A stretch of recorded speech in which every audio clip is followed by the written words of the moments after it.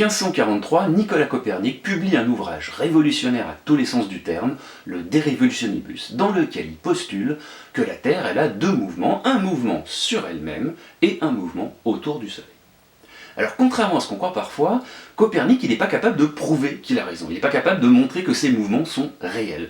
Tout ce qu'il peut dire, c'est que le modèle du monde qui base sur ces deux mouvements, eh bien il est plus simple, logique, cohérent que celui des Grecs anciens qui avaient la Terre immobile au centre de l'univers. Et en fait, pendant plusieurs siècles, les successeurs de Copernic vont essayer de trouver des preuves indiscutables de, par exemple, la rotation de la Terre sur elle-même, parce que c'est pas du tout évident. Alors on va essayer de redonner un peu le contexte. Si Copernic a raison et que la Terre tourne sur elle-même en 24 heures, ça veut dire que comme elle fait 40 000 km de tour, à l'équateur, le sol doit bouger à peu près à 1600 km/h, d'ouest en est, et même à la latitude de l'Europe, c'est encore à peu près 1000 km/h.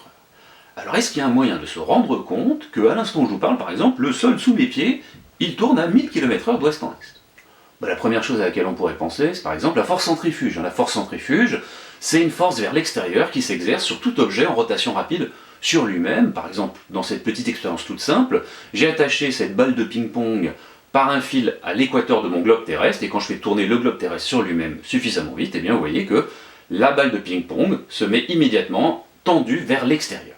Alors est-ce que la force centrifuge de la Terre, elle est suffisamment forte pour qu'on puisse s'en rendre compte dans notre expérience quotidienne? Ben non, elle n'est pas assez forte. Parce que même à l'équateur, eh bien, la force centrifuge, elle vaut pas plus de 0,3% de la gravité terrestre. C'est vraiment très peu. Mais c'est pas complètement négligeable non plus.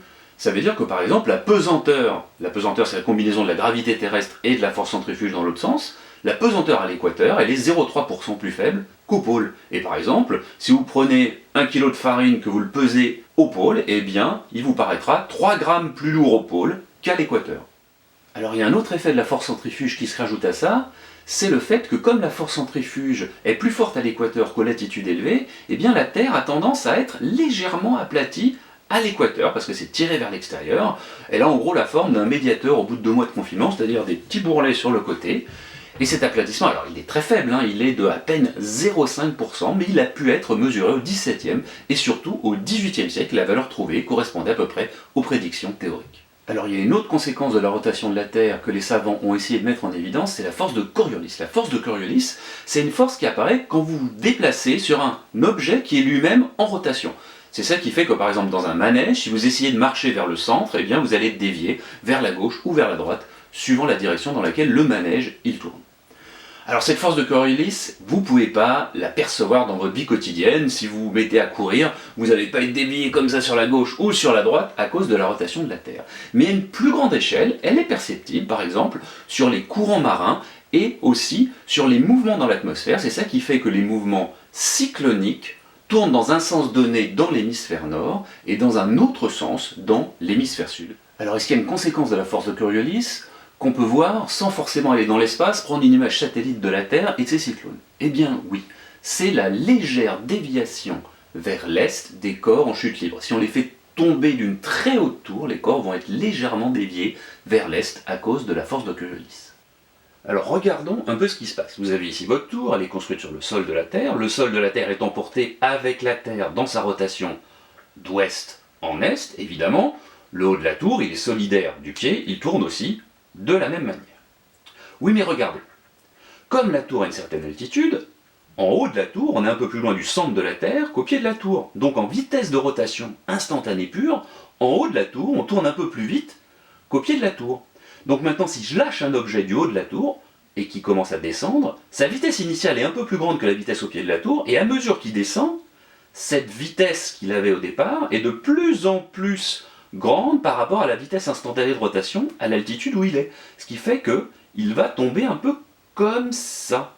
Il va sembler depuis le sol de la Terre être dévié vers l'est dans la direction de rotation de la Terre, parce qu'au départ, il avait un peu plus de vitesse de rotation dans le sens de la Terre qu'un objet qui serait resté au pied de la tour. Alors dans les faits, cette déviation est toute petite, elle est de quelques millimètres pour une tour de quelques dizaines de mètres de hauteur, mais dans des conditions extrêmement fine, on peut la mesurer.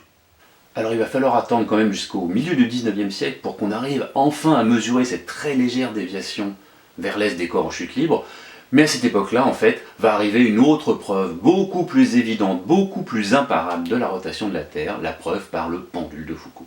Alors supposons pour simplifier qu'on soit au pôle Nord et qu'on ait un très long fil qu'on attache en hauteur et qu'à l'autre extrémité du fil, on fixe un gros poids, par exemple une grosse boule, et qu'on laisse la boule se balancer d'avant en arrière. Eh bien si la boule est suffisamment lourde et qu'il y a suffisamment peu de frottement au niveau où le fil est attaché en hauteur, eh bien les oscillations de la boule vont se faire dans une direction fixe du ciel, tandis que la Terre, elle, va tourner sous la boule.